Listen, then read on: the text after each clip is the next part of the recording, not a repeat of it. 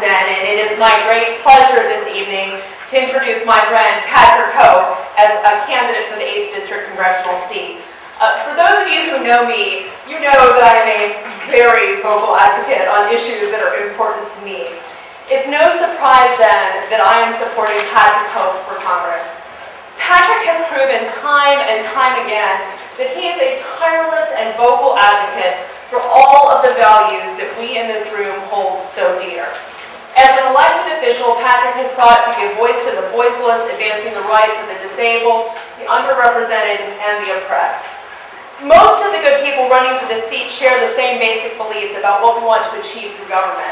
What sets Patrick apart is his demonstrated willingness to take strong stands on the issues, even in the face of opposition and adversity.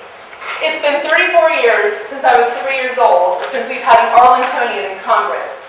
We deserve a representative who will boldly promote Arlington values in Congress, and Patrick Hope is that candidate. Please join me in welcoming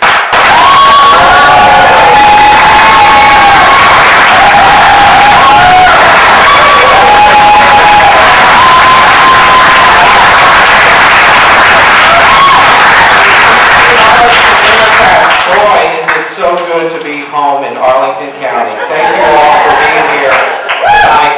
I want to introduce my beautiful family, my wife, Kristen.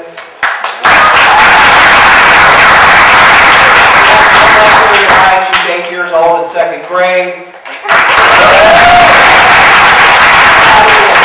Are 5 years old and they're in kindergarten.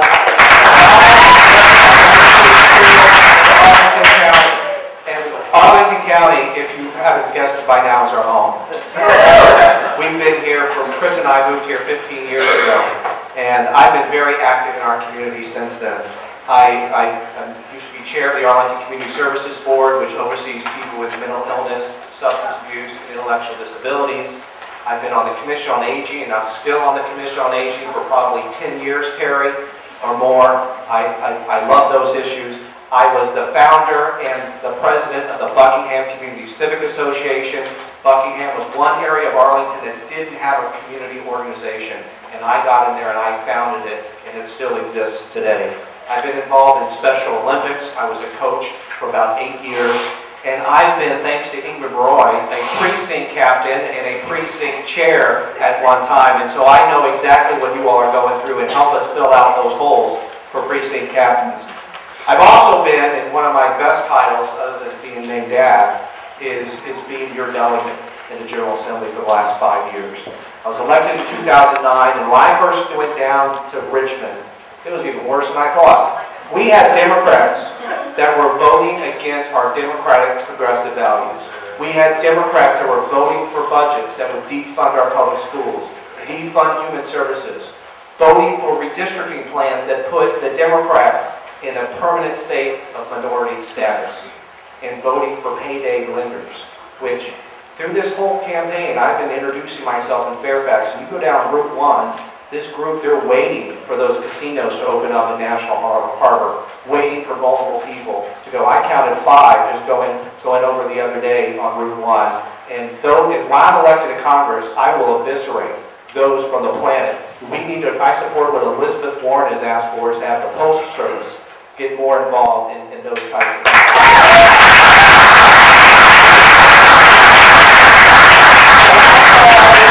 Things happening in Virginia, and I decided to do something about it. And I founded, and I'm co-chair of the Virginia Progressive Caucus, to hold Democrats accountable for some of their actions and to take it to the Tea Party Republicans.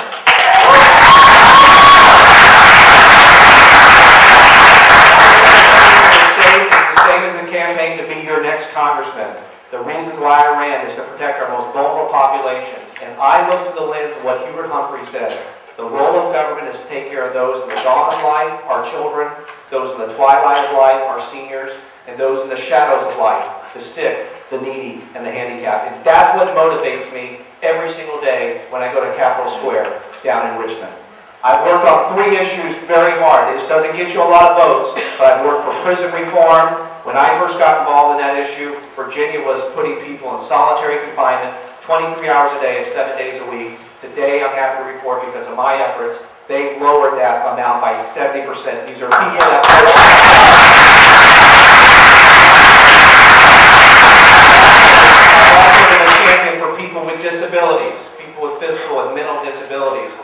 we've lost some great heroes in Congress with Senator Ed Kennedy and now Tom Harkin.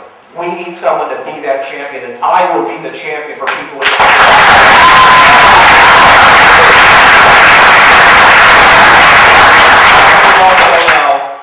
healthcare background. I'm a healthcare attorney. I've been in healthcare policy for the last 20 years. I have a certain expertise in Medicare. I've led our fight for the House Democratic Caucus to expand Medicaid in Virginia. The single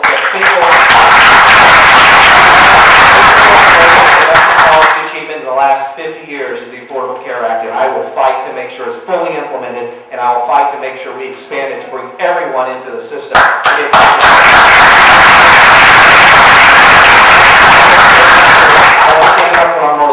Populations, and I will stand up, that includes equality, I will stand up and I will go to the Central Committee hearing, and thank you for introducing that resolution against this DPVA chair that doesn't recognize a basic fundamental right. I will lead that I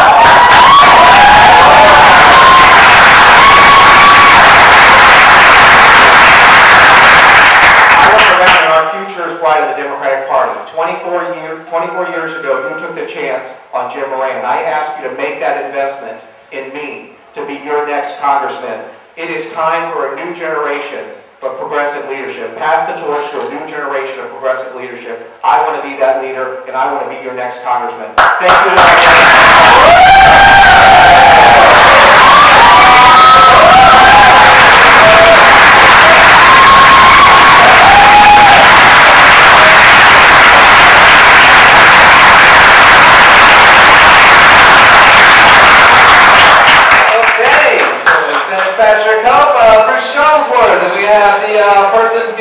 Bruce's introduction.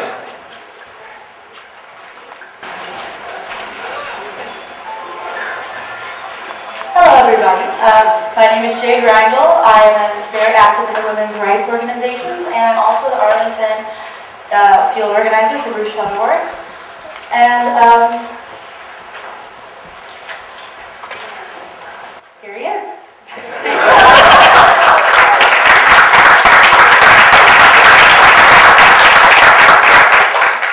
So I may pick the wrong night to wear my yellow tie. It looks a bit like Patrick O'Honda in here. So I'm honored to be here tonight. What a pleasure it is to share time and space with ACDC and all my fellow candidates. We've been doing a lot of sharing of time and space lately, and we look forward to it for the next 3 weeks. My name is Bruce Shuttleworth. Please call me Shuttle. That was my squadron call sign. And I have a lot of battles still to fight. Battles for peace, for the planet, for social and economic justice. Like you, I've chosen some very challenging paths. I remember waking up at 4 in the morning to go to high school as a congressional page. Then I went to the Naval Academy, and I went to West Point as an exchange midshipman. Then I went to flight school, where I flew with some of the finest fighter pilots in the land. One of which became the pilot of the Space Shuttle Columbia, not once, but twice. Her name was Sue. Lean in and throttle up. It is impressive. After that, I was a flight instructor, and I scared myself flying onto and off of some of our aircraft carriers. For the record, it's scarier flying onto than off of.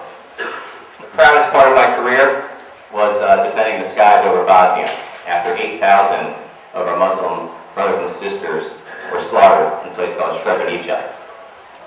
After helping out there, we went to Mogadishu, where I helped out provide close air support after our Black Hawks went down. With peace breaking out in 1995, I got out, went to Harvard Business School, and then to the Boston Consulting Group, where I was a strategy management consultant. Then I served with 3 local high technology companies in Northern Virginia and DC. And I'm on the board of 4 nonprofits helping our veterans, helping our schools, helping our children, and helping our gay and lesbian brothers and sisters. Like you, some challenging paths have found their way to me. To the good, my most beautiful path has been raising our children Reese and Bowen. Many of you have spent some good quality time with them. I think that Ben and Tyrone would agree that pound for pound, my son Bowen is in fact the pie-eating champion of Arlington County. And if I may, if it's it's okay for a father to brag about his son. Is it okay? It has testimony that sometimes the apple does in fact fall very far from the tree. My son Bone is actually the state champion of Virginia in the 100 meter.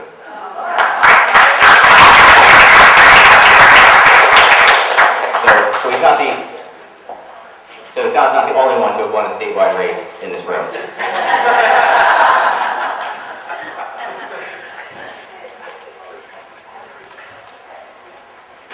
On the downside, a very bad path that came my way, I hope it never comes your way, but in actuality it probably will, because so many people in this room will at some point in their life get invasive cancer. 38% of the men, 38% of the women, 45% of the men. Both my parents were diagnosed with lung cancer, both non-smokers. You better believe that I see the cost of unclean air in terms of life and death. And we can do so much more about this. We can do so much better on prevention, on detection, on treatment, and certainly on outcomes. And someday, we will find some cures to cancer. We will work this in the right direction and get rid of this plague. And whether that day is close in or far out really depends on us and our investment. Now a challenging path is running for Congress.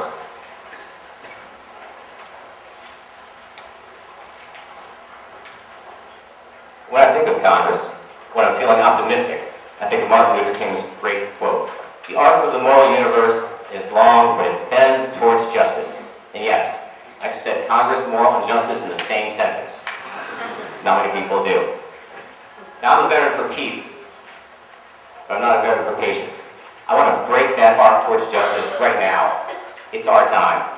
Where in the moral universe is it okay for us to take a wrecking ball of pollution to our planet? We have only one environment. I only had one set of parents. Are we actually having this debate on Keystone XL?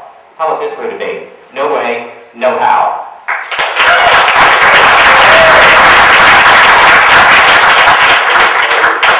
I propose that we launch a space race to a sustainable energy future. And the launching pad for that should be Northern Virginia, where our military has already taken the lead on this. So, thank you. I believe in America, and so do you. But we're going to have to fight for it. Please join me in this fight. I look forward to working with you, and we have a great event, an equality event, on March 13th with Greta Kammermeyer, a wonderful pioneer in the lesbian community. Please check out online. Love to see you there. It's a meet and greet / fundraiser. Everyone is welcome. Thank you so much, Ellen.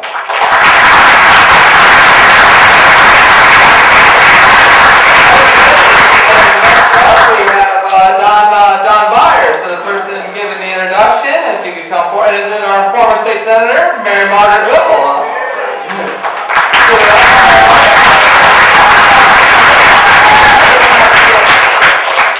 Tonight it is my great honor to introduce Don Byers.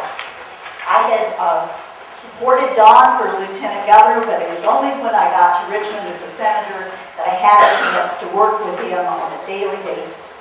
The Senate was in 2020, and I've learned that Don is politically astute, extremely intelligent, kind, and caring.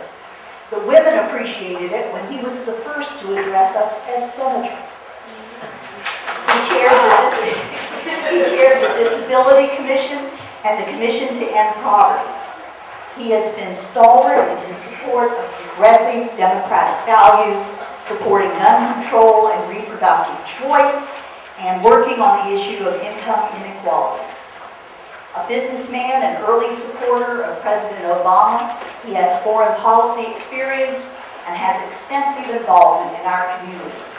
Don Byers is prepared to represent us well and effectively from day one. Proven, principled, progressive, Don Byers.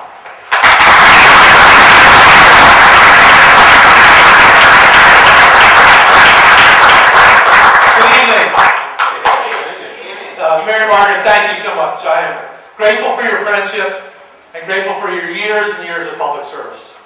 Proven, principled, progressive, I am honored to be a candidate for U.S. Congress. I deeply believe that we were put on this earth to build something larger than ourselves, to serve others. This is what I believe, and this is why I'm here today. I believe that there are enormous challenges that face us, but there are also real, practical solutions, as long as we have the courage to lead and the courage to act. Number one, we must build a new American economy. In 2008, President-elect Obama asked me to lead the transition team at the Department of Commerce. And with his staff, we looked at the whole economy, and a couple of things were very obvious. We have to raise the minimum wage. We must increase the earned income tax credit. We've got to make sure that no one is allowed to cut or privatize Social Security. And we must restore the middle class. I am the father of 3 daughters, and I deeply believe that we need more women at the top of business. I believe our family automobile dealership is one of the only, if not the only, car dealership in America to offer paid paternity leave for our employees. I think we need Fair Equity Act, pay equity for all women. We need to put women on boards, women in the corporate suites. We're not going to be okay until women play an equal and strong role in our American economy. 2, we must make our country safe again. Last year there were 11,419 gun deaths in America. And that's not just a number. That's the terrible price we pay for some being afraid of the NRA. In 1997, Charlton Heston, then president of the NRA, came to Virginia for days and days to campaign against me because as lieutenant governor, I had stood up to the gun lobby in the NRA. We've got to close the gun show loophole. We need to increase background checks, especially for the mentally ill, and we need to ban all high-capacity magazines.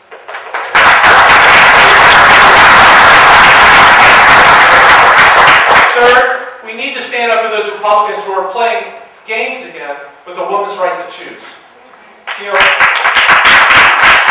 the 8 years I served as lieutenant governor, Republicans again and again, Mary Margaret Whipple, Ed Holland, both know this well, always tried to slip in parental consent and parental notification laws, and for 8 years I stopped it every time. And that's a vote I never lost. We cannot let the likes of Ted Cruz and Mitch McConnell decide whether women have the right to choose in this country. So we will always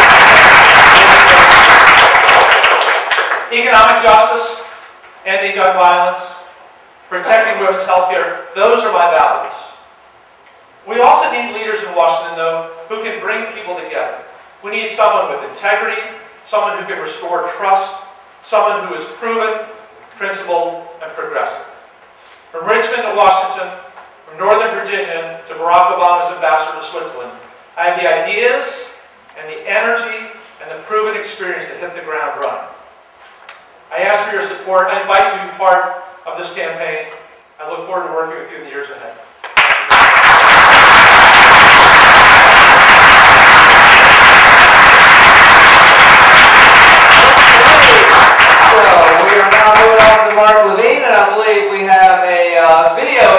On this one, am I correct? We do.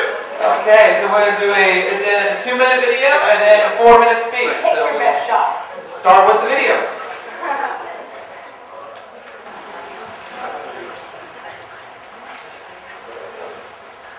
Take your best shot. Where did I go wrong in my analysis? Well, the first thing you did going wrong was you compared the federal income tax burden to the entire tax burden. That's a common conservative mind trick. But middle class and poor people pay more Social Security taxes as a percentage of their income than the rich. Now, you're a liberal guy, Mr. Levine. The audience might not know. I am. But you were on program a couple of times, smart guy. Liberals believe that blacks are people and therefore are protected under the 14th Amendment. Conservatives believe that corporations are people. Now, liberals say corporations aren't human beings. They're not people. Here's Mark. Mark's looking at his Constitution. Always know we've hit stride when Mark pulls out his Constitution. That's right. Immigration is a federal standard. It is federal standard according to the Constitution. A well-regulated militia being necessary to secure a free state. The right of the people to keep and bear arms shall not be infringed. No one's taking away anyone's militia rights. But apart from our militia, it seems to be what guns you can have and what guns you shouldn't have, we should rely on the elected representatives of the people. Healthcare bill is not a budget buster, it's a budget booster. I don't think Canadians are necessarily smarter than Americans. Sure. They get better care at half the cost. Yeah, oh, please. We need a combination. That's why we have Social Security. That's why we have Medicare. Mr. Levine, you asked a very good question, and I'll give you an excellent answer. Don't have the right to force me to buy something. You're buying healthcare. Healthcare is for everyone. Look, a lot of states force you to buy Healthcare is car for insurance. everyone. I'm sure there are people out there going, I don't want it. I don't want it.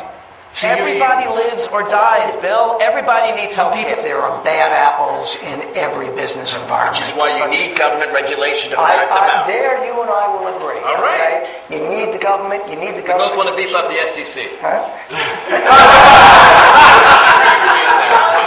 Conservatives will tell you all the time, government is not the answer. Let the private industry do it. Leave Wall Street alone, and then they ruin the economy. Leave the oil companies alone, and then they ruin the Gulf. What people are learning is that government regulation is often necessary. You can't trust the corporations to police themselves.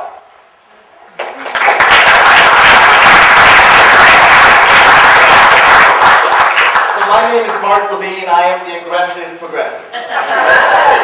I've done hundreds of those clips on TV. I've done thousands on radio. And frankly, I have to admit, I kind of enjoy going after the right wing. It's easy pickings. Their arguments are pretty loud. I don't see enough Democrats doing that. I'm concerned that the right wing sets the agenda. If they set the terms of debate, we all lose. One of the things that my former boss, Congressman Barney Frank, taught me is that if you can work with Republicans, if they're being reasonable, work with them, get something done. But if they're not being reasonable, you can't be afraid to call them out. That's what Jim Moran did. That's what Barney Frank always did. The other thing he did is he served constituents. He was great. Let me tell you, anyone who came into our office and wanted to talk with the member of Congress, Barney Frank, got a personal meeting, I would do the same. We answered every single letter. But the main thing is, Barney looked out for the little guy. He understood that the people who are left out are the people that need the most help. If you had a bank lobbyist come in the room and a homeless immigrant with AIDS, we looked after the homeless immigrant with AIDS. Because Barney always said, there'll always be someone looking out for the bank lobbyist. If you elect me as your congressman, you need to know who I am. And I hope each of you will take the time to meet you. I want to meet each and every one of you. I want to know what your concerns are for Congress. You need to know some of the first rules of Mark Levine, because I've been a citizen activist for 20 years. I'm also a precinct captain in Alexandria, not in Arlington, but I have been for many years. I've been a voter protection attorney, and yes, many of you know, I'm the guy that wrote the brief challenging the Bush electors in Florida, because I have to believe the American people should choose the president, not the Supreme Court. The first rule of Mark Levine, injustice. There's no nice way to say this. Injustice pisses me off. It makes me really angry.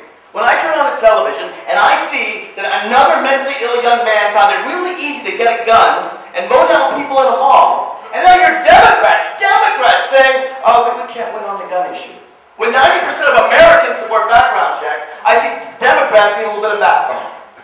President Obama has asked us to challenge him from the left. And I would do just that. I've done that on the radio for 10 years. I've done that with Barney Frank for 3 years. There's not a single federal issue in my thousands of radio shows that I have not dealt with in detail. I've got a very long record, and I hope you'll check it out. But I've also fought battles when no one was fighting them. It's easy to support marriage equality now. I founded one of the earliest marriage equality organizations in the country in the 1990s. I wrote the second marriage equality bill in the country. I wrote a good part of DC's marriage equality bill, and when they challenged it in court, I went to court to defend it. Didn't charge, because that's not what I'm about. I'm about making justice for all. In Tennessee, my home state, when I found out that victims of domestic violence could lose their children, I wrote legislation. I've never served in the legislature, but I wrote legislation that had unanimous support from Democrats and Republicans, unanimously. We passed a law to protect victims of domestic violence and their children. And on the radio, I have looked out for victims of institutional abuse, of child abuse. Ask me some time about this issue. I feel about it very passionately. And let me tell you, now is no time to sit there and accept the Republican agenda. The American dream is slipping away. Most of you know my biggest issue is making college affordable again. Because too many kids are going to college, they come home, and they're drowning in debt. And the reason they are, the federal government is making a profit off our students. $58 billion a year off our students. And they can't find a job, they have to live at home with mom and dad. So I say, use the power of the federal government to negotiate down the prices of colleges. You can do that at the state level, just like we use Medicare to negotiate down the prices of drug loans, of pharmaceuticals. I don't believe in just preserving Social Security. All we can is about preserving Social Security. We can expand Social Security so that no one lives in poverty. Easy to do it, just make millionaires pay their fair share. I hope you'll take time to listen and find out what the aggressive progressive can do for you. Thank you so much.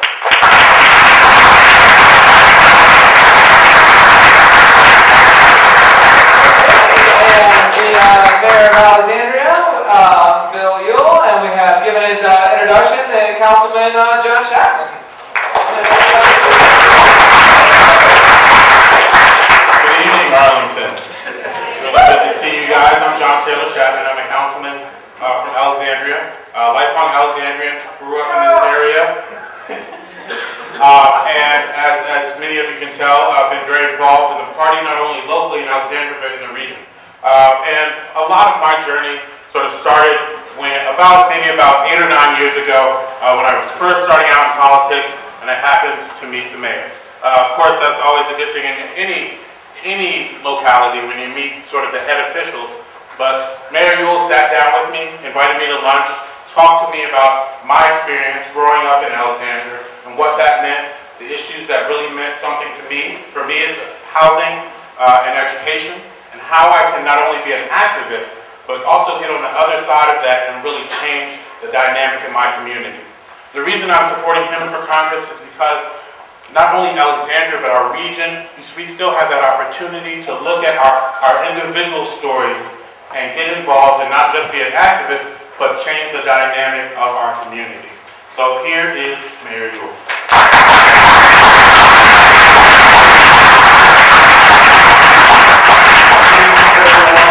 I hope to be that person to represent you next in Congress. And so I thank you for wearing the shirts to add some likeness to what this is all about tonight. But let me also say simply to you that Congressman Moran is someone, and I appreciate the resolution that was passed here tonight, that is most deserving because he has left some big shoes to fill, and I honestly believe that I am that candidate to fill those shoes and hit the ground running on the very first day.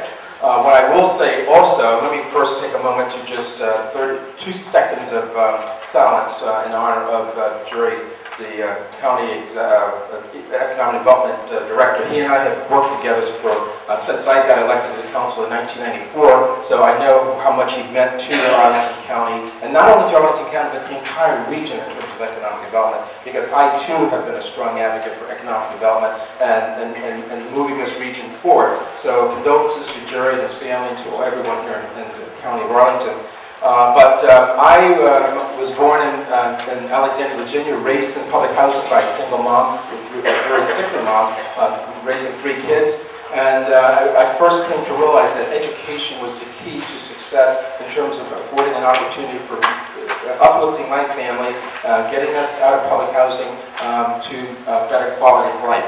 And so I made certain that not only did I perform well in high school, but that upon graduating from high school, I went off to college, got an education, majored in accounting, came back to Alexandria. I started working, and then after 2 years of working, I was able to buy a home, move my family, mother, sister, brother, out of public housing to our first home for ownership. But even then, 2 years later, I came to realize, at that time, I came to realize that the public school system that provided me and thousands of other youngsters the best education money could buy had deteriorated. It wasn't the same school system that I had gone to. So rather than set off to stand on the sideline and criticize, I decided to roll up my shirt so they'd get involved, and I sought appointment by the City Council at the age of 24 to the Alexandria City Public School. I figured I'd do it for a couple of years, help right the ship, and move on. 10 long years later, I had given my time and service to the school board. And I say all that simply because I adhere to the principle that service to humanity is the best work of life, and that to whom much is given, much more is required, and that success breeds success. And so I'm that type of person that it's not about me, it's about us. And everything that I've done in my life is to help uplift, bring people to a better quality of life. And so I had the opportunity, even after working for a company, applying my accounting skills in a construction company after 16 and a half years, to go out and start my own business. And so from my own construction business, I was then able to help other folks start businesses and so forth. And that was important to me because that's what life is all about, is giving back to help make a difference. After starting the business, I came to realize that we still needed to provide scholarships for students who go off to college. So through my William D. Ewell Foundation, I was giving hundreds of thousands of dollars over the past 10, 15 years to our scholarship foundation to ensure that students have those opportunities, same opportunities that I have. And that's what's important today in terms of my support and advocacy for pre-K education, is that we need to make certain that our kids have those opportunities, the teachers have the resources in the classroom so that we can prepare folks for the careers in the future society, in this global society, as a matter of fact. I'm the type of person that believes in getting things done. Not only did I live in public housing, but after I left public housing, I made certain that public housing was upgraded so that folks would not have to have that as a stigma. And so in the city of Alexandria, we've turned down public housing and rebuilding mixed income housing. And we have people living together, buying $500,000 homes with public housing families right next door or above them. And that is the trend that's very positive and working.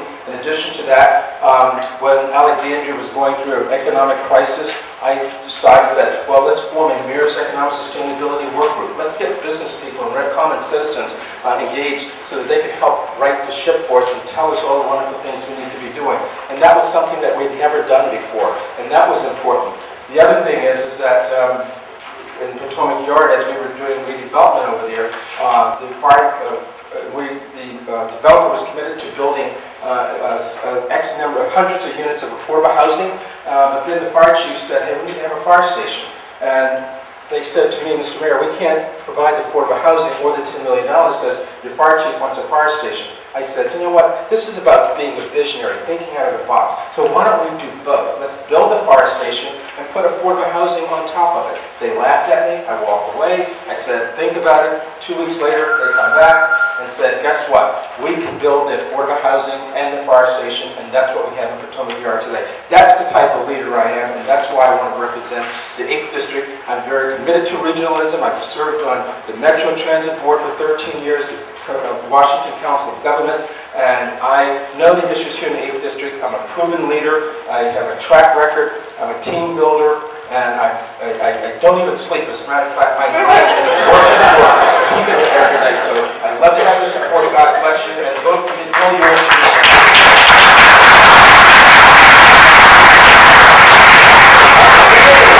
And now on Laverne Chapman, and introducing Laverne, we have our own 8th District member, Jerome Sims.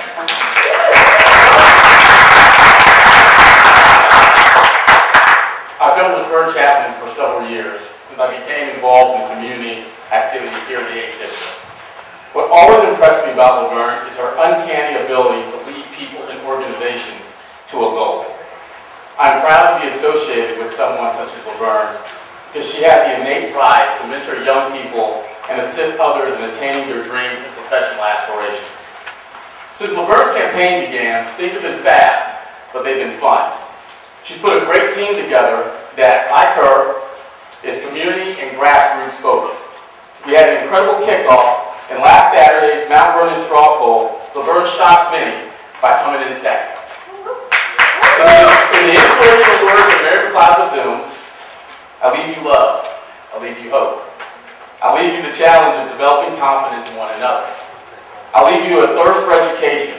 I leave you a respect for the use of power. I leave you faith. I leave you racial dignity. I leave you a desire to live harmoniously with your fellow men. I leave you finally a responsibility to our young people. And in the embodiment of these words, I'd like to introduce you to my friend and mentor, Laverne Chapman.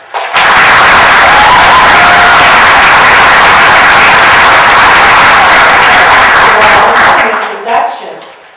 I'm Laverne Chapman. I'm from Alexandria, been in the 8th District all of my life. My parents grew up on farms in Tappahannock, Virginia, but they saw opportunity for training here in this 8th District. My dad became an automobile mechanic at the Buick dealership. My mom did 30 years as a postal employee, working the night shift. Through my parents' hard work and sacrifice, I was the first in my family to graduate from college. They knew that education was the equalizer. I'm a community leader. I have spent my life in this district doing board service. For the last 10 years, I was the president and CEO of the Northern Virginia Urban League. There, I did transformational programs that were needed in our community, raising scholarship dollars, job training, programs for seniors. This last December was what gave me the burning desire that there was more that I could do for my community. I had the unique opportunity of visiting South Africa for the memorial services of Nelson Mandela. At that time, I was able to see how one person can really make a difference. If you look at our Congress and look at the stalemate, the logjam that's there now, and I got to walk in the steps of where Nelson Mandela brought hatred and 27 years of imprisonment to a place where people could agree, where people could use love and dignity to move a nation forward. And that gave me the desire to step up and use community leadership as a way to move our nation forward. I worked with Congressman Moran. We secured appropriated funding in Alexandria to build a Freedom House Museum. It was a former slave pen, the largest in America for domestic slave trade. It is now a museum for young people, churches, seniors to visit and learn about that history, but it preserves our historic preservation.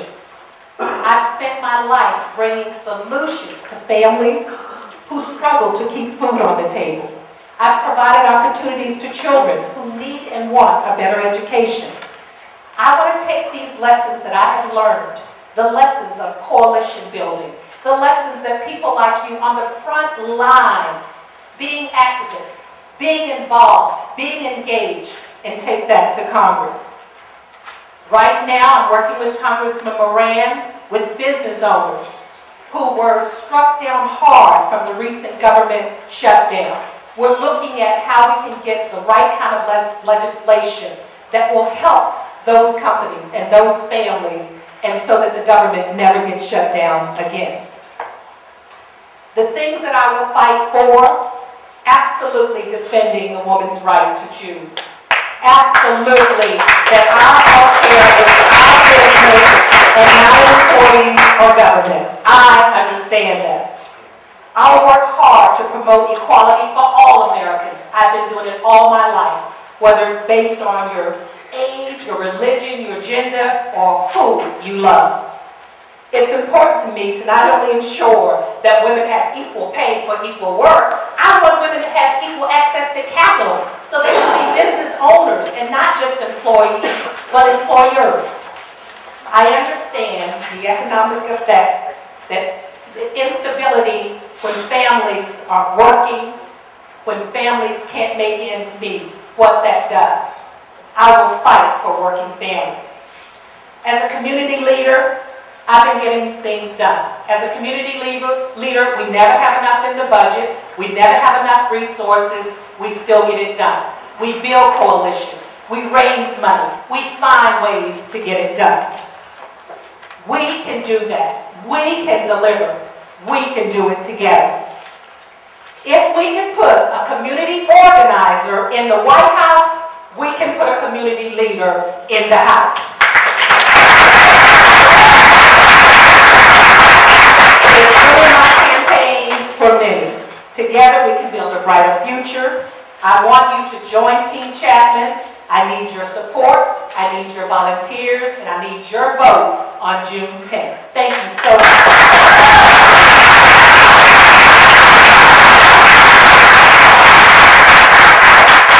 Okay, and now we have another 8th District member, Charlie Conrad, to introduce State Senator Evan.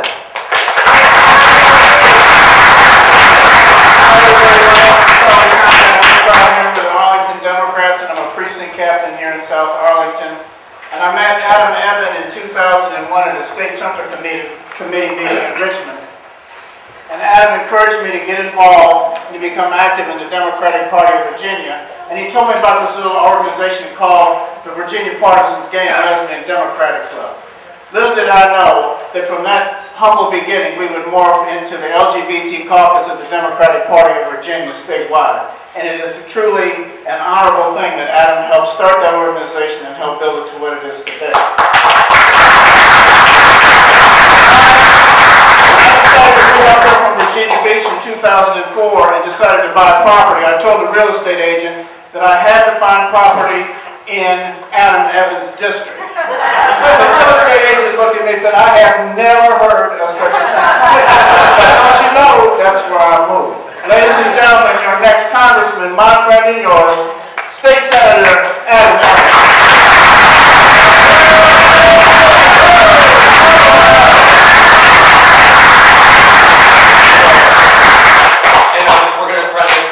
Options a little bit larger geographically. I'm Adam Evan. I'm going to be honored to be your next congressman, just as I've been honored to be a state senator from Arlington, Alexandria, and Fairfax for almost 11 years. I've campaigned as a proven progressive champion and as a progressive leader who gets results. But in this race, there's a lot of progressive slogans. You've got a progressive leader who knows how to get results, a proven principled progressive, my own co-chair of the Progressive Caucus. We've got the aggressive progressive and a progressive warrior. So I would just say if it's easier, feel free to call me a liberal.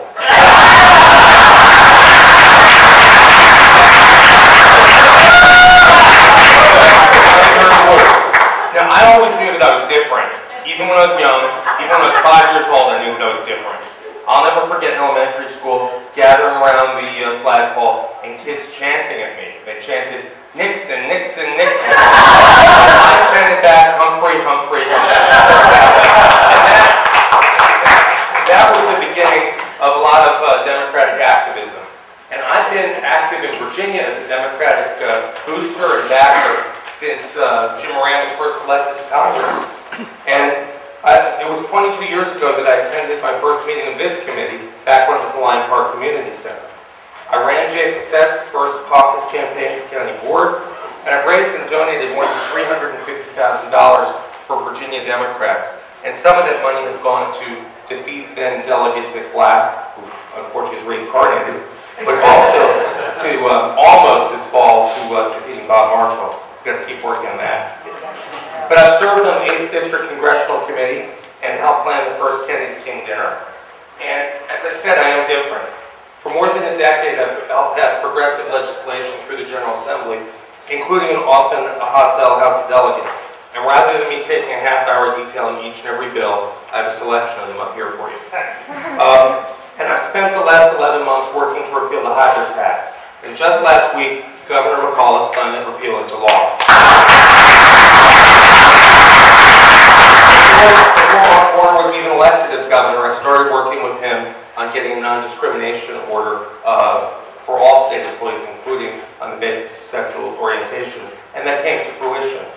I led the opposition to the anti-marriage equality constitutional amendment that was just struck down a few weeks ago.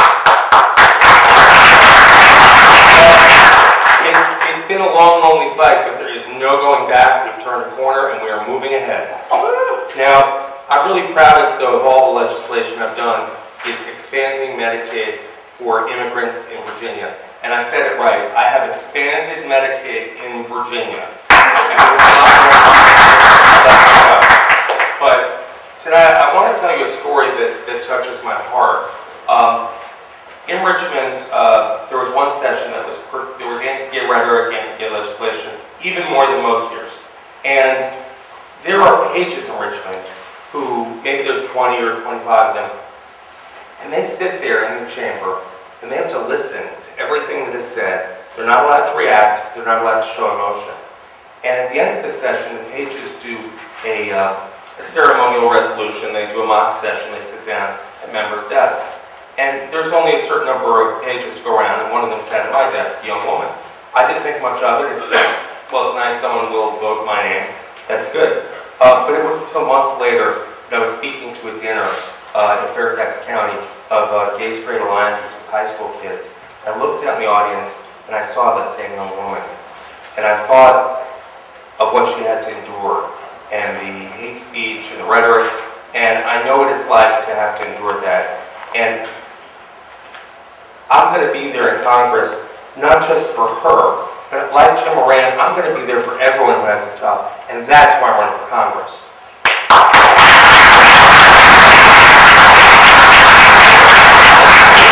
I'm going to work for comprehensive immigration reform to protect a woman's right to choose, to fight for Obamacare, get a real raise for federal workers, and aggressively address climate change, raise the minimum wage, and never forget the promise of Social Security and Medicare. But you know, those are all things that I think all the candidates should agree on. But again, I'm Adam Edmond, and I'm different. And one of the ways I'm different is I'm not going to make many promises to you. I'm not just going to give you lofty progressive rhetoric. I'm going to just get things done that you and I care about very much. Thank you, and I